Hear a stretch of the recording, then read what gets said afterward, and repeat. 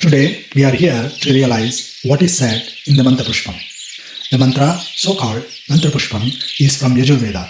You must have heard this mantra in many places like temples, when performing yajnas, abhishekam, and even in small puja.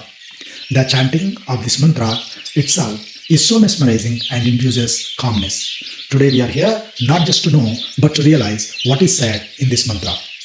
Let me first chant few lines quickly, see what that means, and then realize it. Om Yopam Pushpam Veda Pushpavan Pajavan Pashuman Bhavati Chandrama Va Apam Pushpam Pushpavan Pajavan Pashuman Bhavati Ya Evam Veda Yopam Ayatanam Veda Ayatanavan Bhavati. What does this mean? Yaha means he who, upon water, Pushpam, essence, source, it literally means flower. Veda, knows. Pushpavan, prosperity. Prajavan, progeny, children. Pashuman, animal. Bhavati, become. Let us now complete the sentence. He who knows the abode, source or foundation of waters, he becomes blessed with flower, children and animals. Flower is the result of tree. Flower represents success. The scripture is written more than 3000 years ago. At the time, someone having cows, horses means he is a wealthy person. So, animal represents wealth here. Today, it is expensive cars, houses, stocks, etc. At the time, parents are well known through their children. Today, it is social media followers. In current times, this translates to he who knows the abode of waters, he becomes blessed with success, fame and wealth. Let us look at the next line.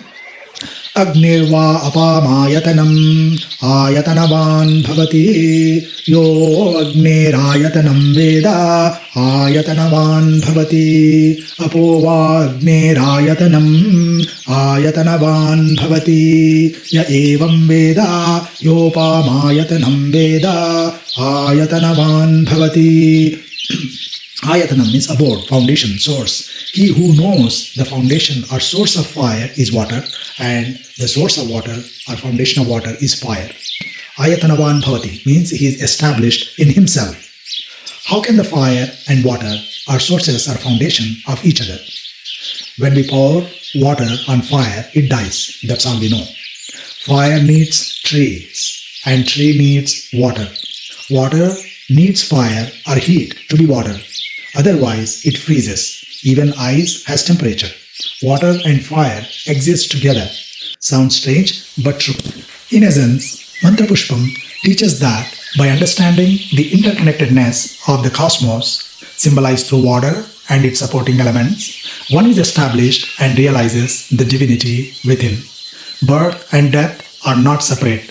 They exist together just like fire and water are sources of each other and exist together. The forms are created and destroyed, but the underlying will never be created nor destroyed at any point. Let us see this in practice now. When two invisible gases called hydrogen and oxygen come together, a new element is born. It is called water. The death of two elements, hydrogen and oxygen, and the birth of new element, water, is part of the same process. In this process, neither of the elements were dead, but formed into a new element called water. When this water freezes, put it into a mold, you would see a new form. You name it a beautiful woman or a muscular man. The person now struggles to retain its form. When this form is exposed to normal temperatures, it melts and becomes water again. When the temperature rises further, the water evaporates into the sky and becomes clouds. The clouds come together and fall back onto the earth as rain, which nurtures the life on the earth. The water particles become part of other life such as plants, animals and humans. This process continues every second, but the hydrogen and oxygen atoms were neither created nor destroyed. Only new elements and forms are created and destroyed.